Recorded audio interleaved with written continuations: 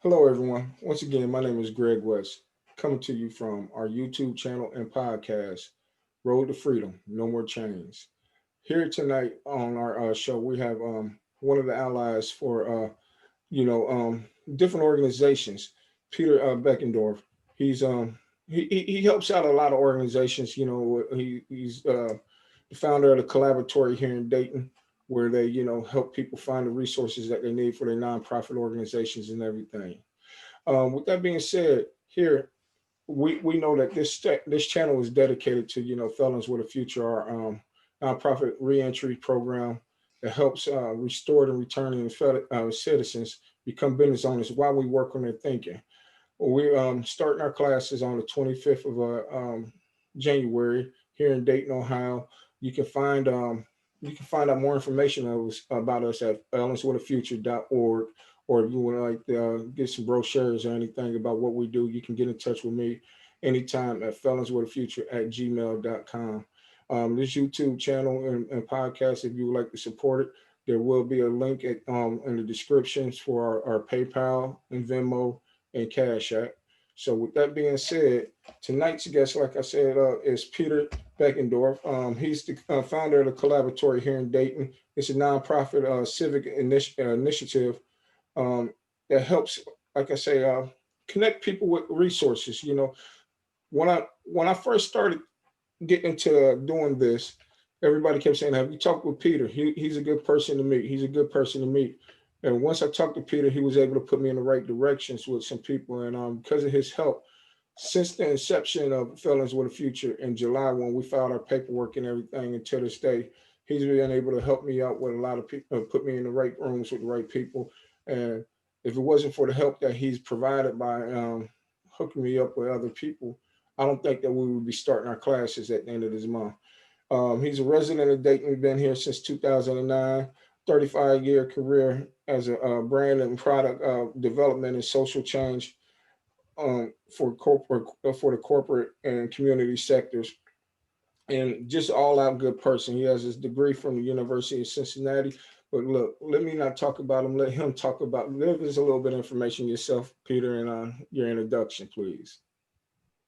Yeah, Greg, great to be here. I'm really um, happy to support you, and I'm glad you got sent my way. It's been really a blessing and exciting for me to watch what's happened over the last 7 months from the time you got your Felons with a Future paperwork in place to getting you hooked up with some of your board members and helping you find a location over with the folks at Wesley to be able to offer your classes and just all of the good things that you're doing. Really it emulates the spirit that we're all about at the collaboratory, which is at the end of the day all about unleashing Dayton's potential. I mean, that's really why we exist. Yes, we want to build a more thriving Dayton, but we believe you build a more thriving Dayton by building better Daytonians. And ultimately, people want to live a fulfilled and purposeful life.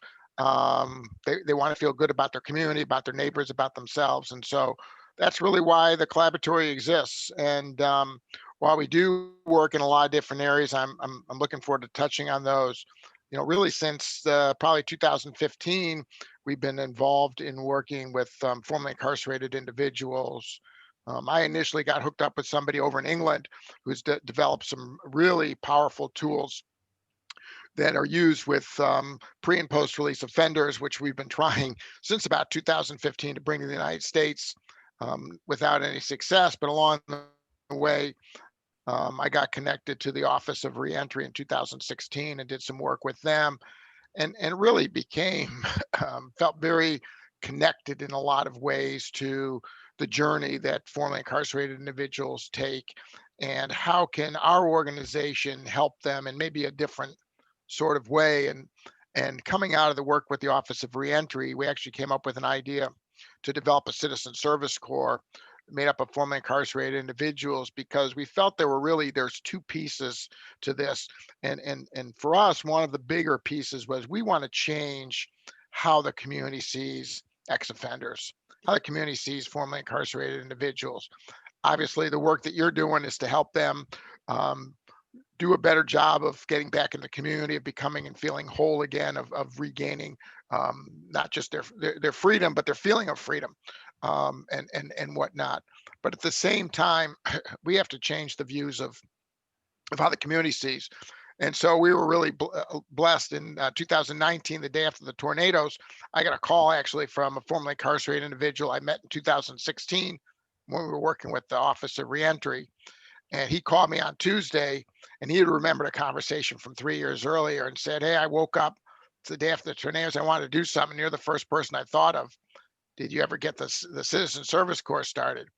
And basically, with his impetus, we actually got to work. And in 2019, we probably did probably 15 to 20 actual site visits. A lot of them were on tornado recovery. We did a lot of work over at Carolina with the Downtown Dayton Partnership. We went out and worked at the community gardens up on Xenia Avenue, the CSA over there, just a lot of different folks, got some incredible media coverage. And for us, it was not so much the media coverage, but to listen to these interviews with these formerly incarcerated individuals who are out in the community, that were giving back and really feeling good about themselves. But then we heard from a lot of citizens who were really shocked by this. When you think of, community volunteer efforts, typically think, well, there's the Boy Scout troop or the church group or some folks from a company are coming out with their corporate polo shirts on with their logo. But the last thing you're going to expect to find is a group of formerly incarcerated individuals. And so we were able to begin to start to change a different narrative, but also for these folks' lives to really feel like they can make a difference in the community. And I think that has been so powerful, and for people to begin to develop agency, as finding that voice again is so critical to being a whole and productive citizen. So really, since that time, we continue to stay engaged. We actually have a meeting later this month to talk about starting a women's program, which I won't ultimately be formally involved in, but I'm helping to facilitate this idea of galvanizing professional women in the region who want to support, encourage, mentor, inspire incarcerated and formerly incarcerated women. Women make up only about 8% of the prison population in the state of Ohio, but they're often overlooked when when it comes to dealing with formerly incarcerated and reentry. Most of it is focused on the men. Their challenges are somewhat different. So the idea of trying to reach out, we've done a lot of work with Mary Evans from WYSO, who produces reentry stories. Really in Dayton and Montgomery County, in some ways, I think we're really fortunate to have so many people who are passionate in this space. And Claire's heavily involved, and so it's really an interesting time. But when people like you walk into the collaboratory, it's like, okay, and it really doesn't matter. It's not just with formerly incarcerated folks, but how can we help people get their community dream off the ground? That we live for exactly those kinds of opportunities. So I know that's a bit of a long-winded introduction, but I'm really passionate about the work, and particularly what we've done with X Factors, actually the name of the project. And it was funny because for the most part, everybody really embraced it. A couple of people were leery, but the whole idea behind it was obviously it was playing off the ex-offender piece a little bit. But the other side of it is, for all you sports fans out there, if you're listening to your Sunday basketball game and somebody's coming off an injury, they might say, hey, so-and-so's going to be the X factor today. Who's given that, who's going to be the change agent, who's going to make the big play that we're counting on. And so this whole notion of really having that sort of double meaning, and that the idea of looking at formerly incarcerated citizens as X factors in our community, I think, is a powerful part of that narrative. And so, we like to say that, your past does not define your present or determine your future. And so however we can help folks make the most of the situation, that's what we're here to do. Now, I remember in previous conversations we've had about the X Factor, because I really like the work that you guys are doing. You were looking for, it slowed down a little bit and everything, the momentum, but you were looking at re-energize that. So if there are some ex-offenders, or restored citizens who would like to get involved, how would they be able to get in touch with you? I did put the website in the description and everything.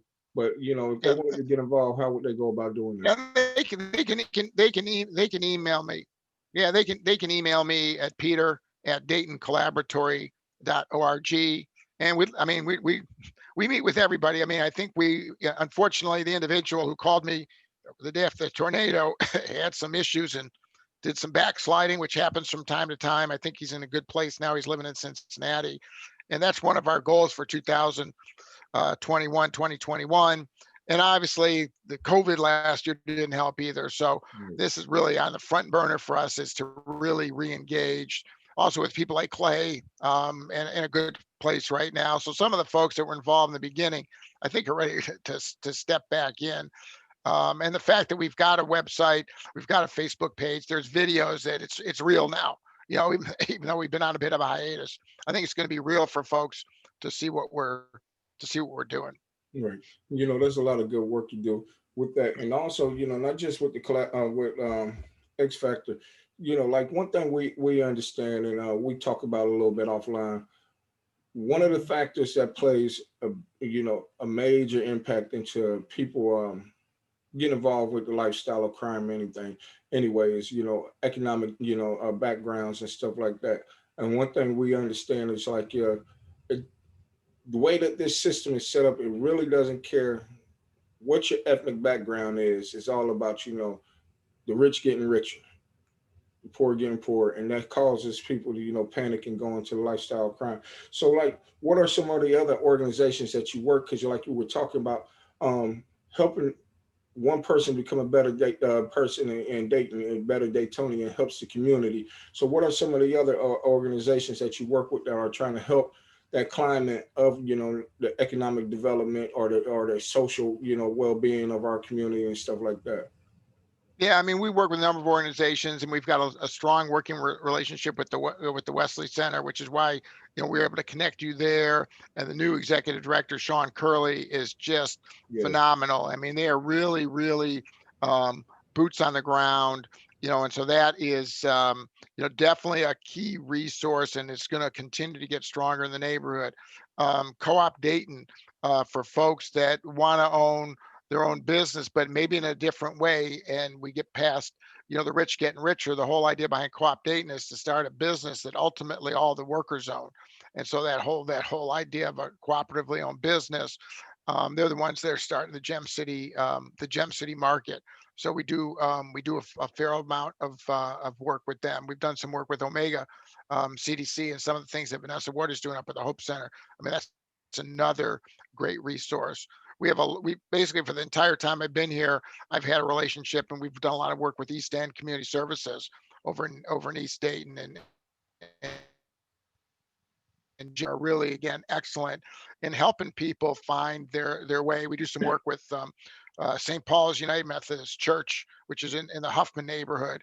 Again, you're dealing with, not only dealing with formerly incarcerated folks, you're dealing with a lot of people that have addiction issues, and so getting help for your addiction is challenging. And so, St. Paul's with the Life Enrichment Center and whatnot. I mean, there's certainly no shortage of resources that are out there trying to help people get lifted up. But those are some of the really the better organizations. We also do some work with the YWCA, focused on women, eliminating racism and empowering women. So there's, if you've got that network of supportive inspiration, if you can get yourself to one of these organizations, there is definitely resources out there that are looking to help folks. And then your organization, what you're doing with Felons with the Future, is really so critical. You've got the Minority Business Center that Belinda Stinson runs out of the Chamber of Commerce, another really good organization as well. It's that's supporting. There's Aviatra, which is out of Cincinnati, but they just, in April of last year, they started a Cincinnati chapter, which again only supports um, entrepreneurial women and small business owners. Very interested in working with people of color and people with low income backgrounds who are looking to start a business. So those are really some of the places that you can go. You've got the West Dayton Incubator, which is being run out of UD. That's supposed to be getting space, I understand, relatively shortly on the west side. So that can be another resource as well. right. Um, let's talk a little bit about the reimagining America. organization that you also are, tied into. What are they doing, and how do they help, not just our community, but our country as a whole? Well, what we're doing, Reimagining America, really came out of the September 2018 Frontline piece that was on public television, which I think seems like everybody in Dayton saw, but it came to Dayton and really featured Dayton as an example of what has happened to too many great American cities and the people who live there as a result of our current socioeconomic model. That they've been left behind, as the name of the documentary implied.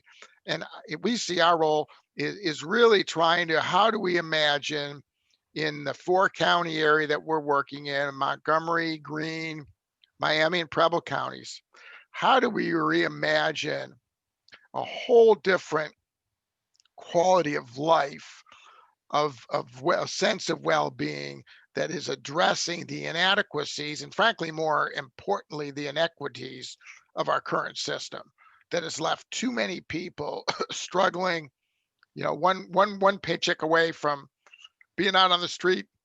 Certainly in Dayton, between the KKK, the tornadoes, and the Oregon district shooting, we saw how challenged we were. And then obviously this past year with COVID, we see how fragile our community is. I mean, in one sense, there's a lot of grit and a lot of people who are determined to lift it up. But for far too many folks who are working 2 jobs, trying to find childcare, hoping to keep their car running, the rest of that stuff, that's no way to live a life that is ultimately going to contribute to the overall well-being of the community, that you aren't able to pursue your passion and your purpose. And so what we're really starting to do, we've done a soft launch, really looking to launch big time this year, is to start to really do a deep dive into talking to and hearing from residents over the next 12 months from throughout the region. If they were to describe, if Dayton were to become an island of well-being, what would it look like to them? What would it feel like? What would they be experiencing? What would you want on your island of well-being? And not only what would you be experiencing, what would other people be experiencing? We've given a lot of thought to this. For us, one of the first things is, for us to have an island of well-being, people have to be more important than money. Right. I mean, it's got to start there. And mutuality has to be critical. We all have to see each other as our brother's keeper. We can't see some people as lesser and some people as more. We all have to be our brother's keeper. We all have to see our lives as inextricably linked. Gray, I'll tell you, I'll just go back in time. So the very first project I did in Chicago in 1992, for your listeners that are familiar with Chicago, I created a project called Sister Neighborhoods, and I got together residents of Cabrini Green, which is a very notorious high-rise public housing community in downtown, just north of the Loop, and residents of Winnetka together. Winnetka's kind of like Oakwood, only Oakwood here because it's Chicago. And the premise of Sister Neighborhoods was that the future of Cabrini Green and the future of Winnetka were inextricably linked. And you either saw that or you didn't. But people were flummoxed in Chicago. They would ask me constantly, what do people in Cabrini Green and Winnetka have in common? My response was always the same. Other than their shared humanity, probably not much. But out of this unusual collaboration, which was, I mean, my life was changed. The first project I did was really changed over the 4 years that I was involved in bringing people together. We started the only resident-run community newspaper in Chicago public housing. And that's really an island of well-being is going to be created when we see all of our futures as linked. As you do, so do I. We need to be curious. We need to be supportive. We need a healthcare system that is affordable and covers everybody. It's crazy that people are using the emergency room as their primary care physician. Right. But some people have no health care. And so they, I can't afford to go to the doctor. So they wait. And now they're going to the emergency room and it's costing a whole lot more. What's fascinating, not really getting into the politics of this one way or the other, we want to talk about our freedom. but so many people are not free to change jobs or to start a business because they're worried about where their health care is coming from. If I lose my job, I'm losing my health care. If I quit my job to start a business, I can't afford health care. Well, that's not freedom. Let me talk about this freedom we have in this country, and capitalism is freedom. We have a capitalist healthcare system that is making us more unfree, but nobody ever really talks about it in that sort of framework. And so the whole idea behind reimagining America is we want to hear from people from West Dayton, from Preble County, from East Dayton, from Centerville, from Beaver Creek, from Troy and Piqua. We want to hear from the community about what is it that we want our community to look like and to feel like, and how do we really create opportunities where everybody has a roof over their head and food on their back and clothes in their belly, and is has access to good education and affordable health care. I mean, you can't have a community or society without those minimal sort of basics. And then at the end of the day, it costs us all money. And I think for some people that we allow it to happen because we think other people aren't deserving of that. I mean, I think that's just so steeped in American history and culture, the racism, the classism, that we want to blame other people as opposed to how do we come together to lift each other up. And that's a big part of the message of reimagining America is what do we want as a community, and then let's go out and make it happen. No one's coming here to fix it for us. Right, and that's one of the things that we talk about. Is like if we waiting on everybody else to help us, we're never getting any help. So that was part of the things that we work with our participants in Felons with a Future, letting them know that you control your destiny. Yes, we do have barriers because we come home and we have this label on us, and so part of what we're trying to do is break down the stigma, but more importantly, break down the stigma within the restored citizen. Let them know that you control your own destiny. As long as as long as you believe in that false narrative that you can never turn your life around, and you have examples, you're going to stay there. That's one of the reasons why what we do is like we match them up with a mentor. It was a good thing today. I got a phone call. I've been trying to get in partnership with one of these law firms to come in and help our participants with learning about the business aspect, business law, if you got to file this and how to do that. And it just happened that one of the guys that I've been reaching out to, Peter, was somebody who I helped and didn't even realize, in the recovery aspect. And he said, man, when I seen that you sent that message over to my office, I knew I needed to go ahead and say, yeah, because, when I was going through whatever I was going through, you didn't know nothing about my background, and you just said, yeah, here, let me help you the way I. And that's one thing that we have to do. I believe we have to do as a community, put all that to the side and just start looking, how can we help?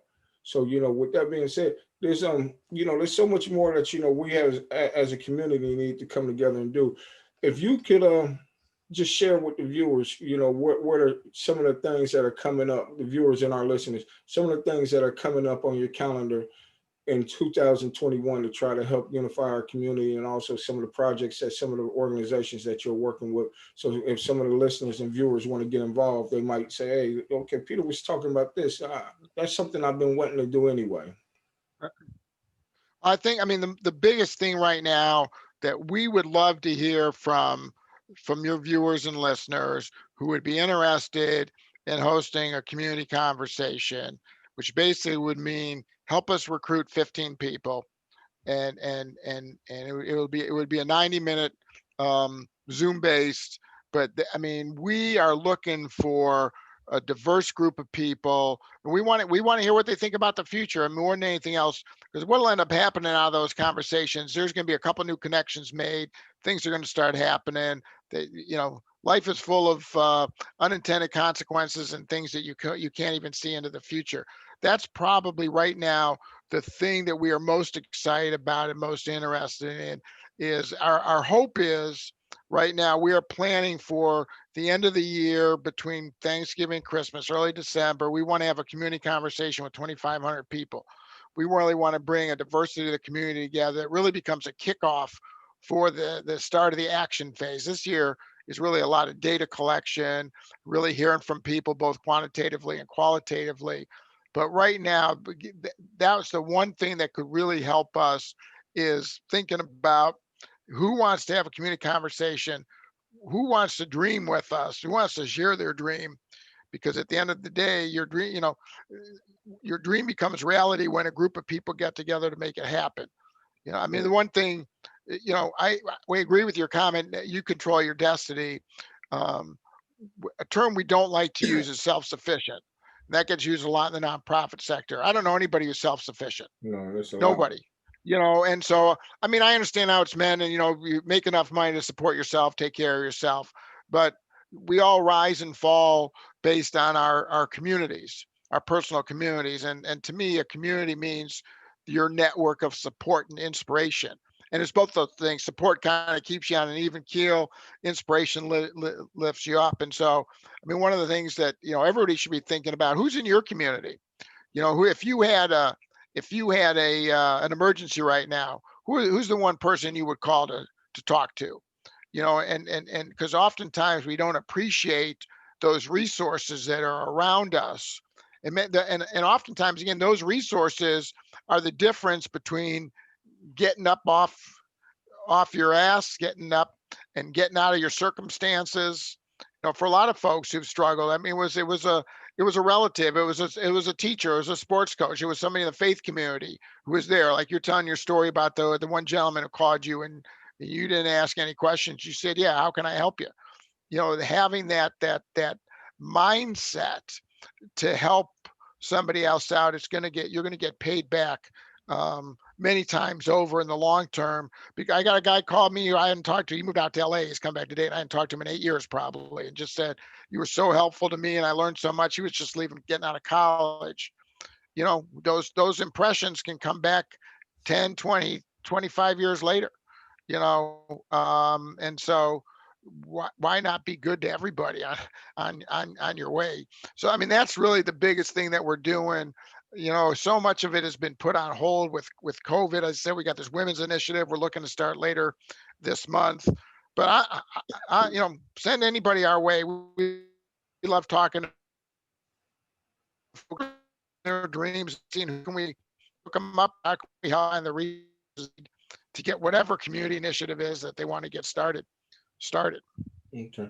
Um, The other thing we got going on, I'll say one more thing, is if you've got people who are story writers, people like um, stories even for audio, we actually just launched a new initiative called the Journalism Lab that's trying to develop freelance writers in the area. And so you got a lot of folks, a lot of formerly spend a lot of time writing, on the inside where their journals are telling stories, but a number of people rated. So that would be the other thing we'd be very interested in. If they're writers or storytellers out there, we'd love to meet them and see about getting them in as part of the Journalism Lab project. that's something I might be interested in myself. I've been talking about I want to write my memoirs about my story about how I've come from out of the streets to Yeah. where I am now, because that is interesting. But one of the things I wanted to ask you that's on my list of questions that I have over here. What made you want to get into activism and everything? Because I'm pretty sure you were making pretty good money as a mechanical engineer and everything. So what was the thing that made you say, okay, let me dedicate my life to helping the community and helping other people? I mean, I guess I guess all I can do is look at my parents and who they were and are. My dad passed about 3 years ago. I mean, they had a very interesting life. They were born in Austria. They got to England before the war. I lost family in Europe in the war. They came here in the early 50s with no money to their names, and their values and the way I was raised. I mean, I can't attribute to anything more than that, and really looking out for other people in a sense of compassion. I think I'm effective in what I'm doing, in part because I have an unusual background. I do have an engineering degree. Spent a lot of time doing marketing and advertising in Chicago, as well as doing a lot of product development work, and then ability to reach people where they are. I mean, nobody can reach everybody, but I feel like I love people. I love hearing their stories. And so I could walk into Cabrini Green, here's a white kid from Cleveland Heights, Ohio, who's lived in the suburbs, and I could walk into Cabrini Green and connect with a Henrietta Thompson, 27-year-old African American woman, 3 kids by 3 different partners. I mean, she fit the bill. She was the person from Cabrini we started with. We're still in touch today. We talk every few months, and if I pick up the phone, and it's like we were talking yesterday. But the ability to reach people and understand. We're working with a woman over in DeSoto Bass right now that we met through a program at CAP. We do some work with Lamar Glover over there, and she's a crafter. And because I was kind of the originator of the Dayton Sewing Collaborative, I called up one of the co-founders, Pam Jackson, and Pam and I went over to DeSoto and met with Pinky, and then we got her a sewing machine, and we've tried to give her some tips and help her out and help her grow her crafting business. It's just, I mean, there's beauty everywhere, man. There's talent, there's gifts everywhere, and we just got to keep looking for them. And I think that's what drives me. But I can't attribute anything but the values that were instilled in me from my parents. That plus I wasn't a very good engineer. I hope my son is a better engineer than he's in his last year. At UD as an electrical engineer, and I would like them to do something so I can get some of my college money back out of them. But that's another story. Um, you Yeah, know, he'll take care of you when you're an old man. that's a hope. That's a hope. We hope it does. One thing that you were talking about earlier was like the self sufficiency. How nobody's really truly self sufficient. That's to me. I view that as a lie, saying that I'm self sufficient because everybody needs help. And one of the things that we talk about a lot in our program is you know who was there to help you. That's why we're here to help others. And like the mentoring part that we do is so vital. Hooking our participants up with the 3 different mentors we have now. It looks like we might be having the fourth one. We hook them up with a life coach mentor. People like myself who have been incarcerated and doing things. The financial mentor, the one who not giving money or anything like that, but teach them how to budget their money, how to especially with a business and everything, like, because that's very vital. And also the business mentor, the one who's been where they're at and now have a successfully running business. And that's one thing I need to say out loud to everybody. A successful running business doesn't mean that you're making $1 million. It means that you're able to keep your doors open and keep your employees, even if you're just the only employee, keep your employees working and fed. That's a successful business. And now with this law firm that's getting involved with us, hopefully we'll be able to get a legal mentor with them. But with that being said, where we talk about the people who help us, who are some of the people that inspired you and helped you out along your life, your journey in life? Oh my God, it's too long. It's such a long list too. I've had so many mentors from across the board. One of my favorite people was the late Monsignor Egan in Chicago, who was just a wonderful, wonderful human being. He became an Alinsky trained organizer and was just really a radical in the Catholic Church. Another gentleman by the name of Sam Sains, who came to the south side of Chicago from Brooklyn by IBM, ended up working with the precursors of the Blackstone jurors and doing just some amazing work. I mean, I've just had so many people. I'm really not much of a book learner. I like to observe and talk to people and listen to people. I actually just met a guy about 6 months ago who's been really instrumental in our Reimagining America effort, named Charlie, 85. He lives in Santa Fe. He's a futurist and a transformation theorist. And so I just feel like so many people are smarter than me and have expertise in other areas. I'm just trying to take it all in. But just along the way, my advisor in engineering school was one. I mean, just it, the list is so long, and I hope I've returned the favor. But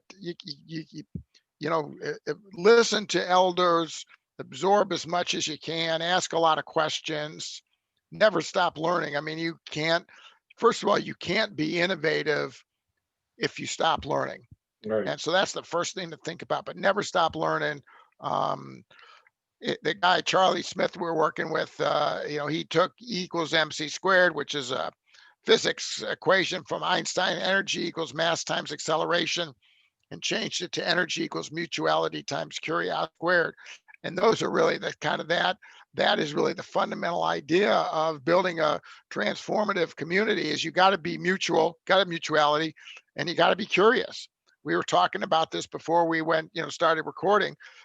If you're not curious, if you've been raised to with one book, one idea, one paradigm, and that's all you believe, and you're going to accept that as the only truth, you're going to have a hard time going far in life. You're going to run, but you might not realize it because you don't realize there's a whole other world out there that you need to explore. You got to meet people that are different than yourself. You got to be open to all of that. I mean, that's the only way you overcome the hate and the prejudice and the bigotry at the end of the day. I mean, I got to college and I had people say, I never met a black, a Jew, or a gay before I got to college. That probably wasn't their fault. Their parents raised them in a community, a part of the country where it was very homogeneous. And so some people choose never to leave that homogeneity. Some people leave and discover a lot of things that they were taught weren't really true. Right. Wow, I never knew I never met somebody like that before. I always thought they were this way, and you're nothing like that. It's that there's a wonderful, wonderful TED talk. Daryl Davis, African American, about why he started attending Klan rallies. And so CNN ended up being probably about 10, 12 years ago now, but he ended up getting the state, whoever is Grand Wizard from Maryland, to leave the Klan Right. as a result of his relationship. Famous story. You can find his TED talk, Daryl Davis, Daryl Davis. I mean, it's just, I cry every time I watch it. I mean, to him telling the story, he's going, "Why do you hate me? You don't even know me." Right. But he took a lot of great personal risk initially, but he figured if I can change people's minds, when you start having a relationship with folks, all of a sudden, a lot of those misnomers, that false education, the brainwashing, hopefully starts to melt away. Derek Black, who's the son of Don Black, who's the founder of Stormfront, the neo-Nazi publication. He walked away, because he started having some life experience of meeting, meeting people of color and Latinos and immigrants and an Orthodox Jew they had never experienced before, and he had all these notions, and all of a sudden he realized he stopped believing all the crap that was filled in his head. That's the only way change is going to come, is for people to have real meaningful relationships with people who they think are different than them, but at the end of the day pretty much want the same thing they do. And that's a that paradigm what you're talking about is very important, and that's how come one of the things that we really focus on our 12-week class is really the paradigm shift, not just what we believe about ourselves, but we also what we believe about the community that we come from. Because like one thing I found out from my own experience, if I believe that this is the best I can have, I'm not going to try to achieve to get more. And so working on the paradigm shift to go from, saying, okay, I'm a thug, I'm a hood, all of these narratives that we're told also, because like in my community, as you know, I deal with a lot of, from preschool to prison pipeline, and people want to act like that's not the truth. But now we're trying to break the cycle, because see, like what we're coming to see, and we're educating people on the prison and preschool to prison pipeline isn't just in the African American community. It's in the urban community real well. I mean, real deep. And one of the things we were talking about before we went on air was, if I can convince you that I'm better than him, it's easier for me to make you think that your woes aren't as bad. So you don't even see that same problems that the person that you're being indoctrinated not to like. You're going through the same thing. You don't have the wherewithal to admit that I'm scared, like you said, my uncertainty about my finances and everything, and my classes. I'm scared to admit that. So these are some of the things that are really important, is working on paradigms. Um, the the Dayton Porch Fest. What's that all about, Peter? Because that sounds something real interesting that you know what I'm saying. Let's talk about that for a minute. Oh yeah, appreciate bringing it up. So Dayton Porch Fest is the largest free music festival in the city of Dayton. Started in 2017. Unfortunately, it didn't happen last, but it happens over in St. Anne's Hill, which for listeners are not familiar with St. Anne's Hill, it's a historic district on East Fifth Street, just east of Stivers High School, so very close to downtown. So we have it's coming up Saturday, August 21st. We'll have 50 bands. That's right, 50 bands over 5 hours. So we print up a big map, and the bands are all kind of rap, jazz, blues, hip hop, soul, country, classical, honky tonk. We got a little bit of everything, and you get your map out. We start off with the my buddy Montre Blackshear TRSS drum corps. They kind of kick it off for us, do about 20 minutes, and then you just walk around the neighborhood figuring out who you want to go see. Really family friendly. It's grown into I don't know, in 2019, we had beautiful weather. We probably had about 2,500, 3,000 people there. And it's just a great experience, a little fundraiser for us. But everything that we try and do, Greg, is really about bringing the community together to celebrate what we've got here. So here's a great way to celebrate the local music scene. It's at a time of day where it doesn't matter, a lot of people don't like going out to bars late night and hearing music. So it's a great way to showcase them. They end up having a great time. They make some decent money off the tips. They love playing. People get to hear some new bands, some different kinds of things, and we get to celebrate all this talent that is here. It's like another project that's on hold this year, which was so disappointing because it got off to a rousing start. It's called Ethnosh, and we're only the second city in the country to have it. I happen to know the guy who started in Greensboro, North Carolina. But every month we were organizing a community dinner at a different immigrant-owned restaurant, and it's just powerful. It's a great way to support a local owned business, but it introduces folks to cuisine that some may have had, some may not have had. You get to hear a story from that, because that's part of the deal. Is the restaurant owner has to talk to the group, usually for about 10 minutes. How did you get to the United States? How did you get to Dayton? How did you get in the restaurant business? Tell us about about your culture and how you weave that into your food. And then you end up sitting at a table with, usually we'll have like 8 to a table. A lot of people come in 2s or 4s, so you end up meeting other people. Again, what a great way to celebrate the diversity of our community, bring people together, break bread, and I mean, all that really kind of runs through everything. It really is about our shared humanity. I mean, that's what this work is all about, and believing in other people, and trying to lift them up however we can lift them up, or connecting them to somebody who can help them at the time. I mean, it's just I've never been more excited about the work I do, because I know we're touching lots of people's lives in so many different ways. Again, whether it's music or food, or working with and helping formerly incarcerated people feel good about themselves, and help the community feel better about them. I mean, it's just those values that were instilled in me as a child growing up is really, we try and make that run through everything we're doing. You know, one thing that I like to always talk about whenever I'm given a chance is like a lot of people have good ideas and they would like to get involved with grassroots organizations and everything, and they think that they have to have a lot of money to get started. Yes, funding is essential. I'm not going to sit here and downplay that, because but a lot of times people think that you have to have a lot of funding just to get it started and off the ground. And I found that really more important than funding is having a partnership, so that you can get the resources. And I'm not even talking about the financial resources. So I'm talking about the resources to help put everything in place. So, like, with that being, with me, I was talking about that. What if somebody, one of our listeners or viewers are listening, or listening or watching right now, what would you tell them, if they had an idea, how would they, what direction would you point them in starting, the grassroots organization and everything?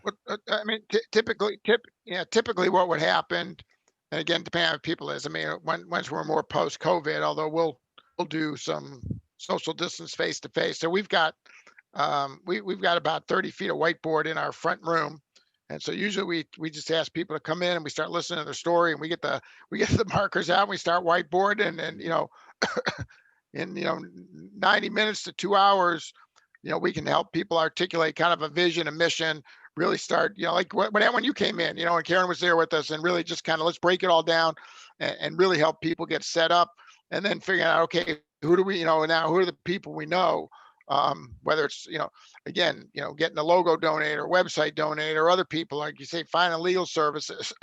What is it you're really trying to do? Is somebody doing it already? I mean, I just hooked up a mother and daughter who's doing some really innovative stuff with the director of the YW. They may end up starting their own organization at the end, but why start your own organization? You're trying to help women. Why not go to the YWCA and see if you can really partner out there? And they may have some resources to get you going. So that's, I mean, if one or two people are coming in, we would probably do a very socially distanced face mask to face mask, as we call it. But we can also do whiteboard virtually, but it would really start with helping somebody if they haven't fully articulated their idea. When Pat Newcomb was in Dayton, she's gone now, she's retired. She was at the over by the Small Business Development Center. She would often send people to us who really weren't ready for the Small Business Development Center, but they needed somebody to kind of walk them through those basics, get the vision, the mission, some of those objectives kind of documented. So we're very open to giving people an hour and a half, 2 hours, if they've got a real passion and a cause they want to explore. Okay. Like as we get ready to wrap this interview up, because I want to tell you again, Peter, I thank you for taking the time out. Just something to leave with the viewers. If you if you had one thing or several things that you would like to leave with our viewers and listeners about how they can get involved with the with any projects that they have or thinking or just trying to help change the community. If there was one piece of advice that you could give to them, what would that be? I mean, follow your heart. Don't believe that you cannot make a difference. Everybody can make a difference. I mean, the piece may be just finding yourself the right place to get plugged in, but we need everybody on the bus, rowing, being passionate, caring about the community. And so, I think a lot of it is, people are with self-doubt. And so don't, believe in yourself, and just go out and do it. And if you can find someone to do it with, it's a whole lot easier. They say you can run faster. We can run faster alone, but farther together. All right. You know, like I said, Peter, I'd like to thank you for taking the time to come out. It's been a pleasure really working with you, and I'm looking forward to more of what's going to come up in our future and everything. I mean, I'm not saying this just because it's our interview with you, but I honestly believe Felons with a Future wouldn't have been able to move as fast as we did if it wasn't for the help that we got from the collaboratory and everything. And just for anybody who might want to get in touch, in touch with you to help out at the collaboratory. Again, what is the website that they or in the email that they can reach you at? Yeah, yeah. So DaytonCollaboratory.org, or Peter at DaytonCollaboratory.org. If you want to check out our Reimagining America site, it is re-imagining America. So re-imaginingamerica.org. We actually there's a white paper on there for anybody who's interested around reimagining policing and public safety. If you click on the policing tab up in the menu, it's really powerful. Tom Thompson and Jared Grandy were very involved in helping us document that. We're actually starting to do some work around, I forgot to mention, around restorative justice as well, we're working with, I blanked on Edwin, but we've been working with Edwin Fuller in the Ohio Organizing Collaborative. So we have a working group now. So if you got folks who are interested in the restorative justice space, would love to hear from them as well. We'll get you plugged in. If you got any women listeners who are interested in potentially working with formerly incarcerated women specifically, would love to hear from you as well. And Greg, it's an honor to know you and to be able to support the good work that you're doing. And I'm happy I can be on this journey with you. I mean, I feel like you're on my journey and I'm on yours, and that's how we. Somebody asked, is it the destination or the journey? saw a cartoon recently, and the person responded, "It's the company." It's the And I company. think that's really true. Yeah. Edwin is one of the ones that we have coming up because he was one of our first guests on our podcast before we launched the YouTube channel. Yeah. And I think that, it would do it would do injustice to just have him on the podcast and not also on the YouTube channel, talk about the good work that they're doing also. So he's going to be one of the Yeah. ones coming up. He's a good dude. And I mean, there's a lot of people doing a lot of good work in the community. We need to highlight them and let people know that. Yep. You know, that being said, to all my listeners and viewers, again, I want to thank you, Peter, for coming out and spending this time with us. And if you would like to get involved with his organizations, you can also, the description, and the description will be the website and also the email. But if you also would like to, get involved with Felons with a Future, we're always looking for business mentors. We're looking for mentors, or if you even know anybody who might be a good candidate for our program, we still have a couple slots open for the January 25th classes that will be starting at the Wesley Center here in Dayton. The classes will be 3 days a week for 12 weeks, from 5 in the evening to 8 p.m. Monday, Wednesdays, and Thursdays. So if you know anybody who's been, formerly incarcerated, doesn't even have to be. You can have a felon and never been to prison, like some of us know. That they're also good candidates, and we're not also, look, we're about helping community. Just because it's called felons with a future doesn't mean that we're not open to help other people who want like to launch their own businesses and work on their paradigm also. So if you would like to get involved with us on any of those capacities, be involved as a participant in the class, be involved as a volunteer for the program, or even, just want to see more information and want more information, know more about us, you can find us at felonswithafuture.org. You can also email us at felonswithafuture@gmail. And also, like I said, to help support this YouTube channel and this podcast so that we can make sure that we pay the subscription for the podcast. It's not free. People don't understand that. You can do so with our PayPal account or the Cash App or Venmo, which will also be in the description. I'd like to thank you again, Peter, and it's been a very productive interview, I believe, and I'm hoping that this will reach the right people who want to get involved and understand that they do not have to have a lot of money. They don't have to have. All you need is an idea and need some people to help you make your idea become a reality. Like you've been helping a lot of other people, and now it's our turn to pay it forward. With that being said, man, I thank you again. And with that, I would like to say good night to everybody. Good day. All right.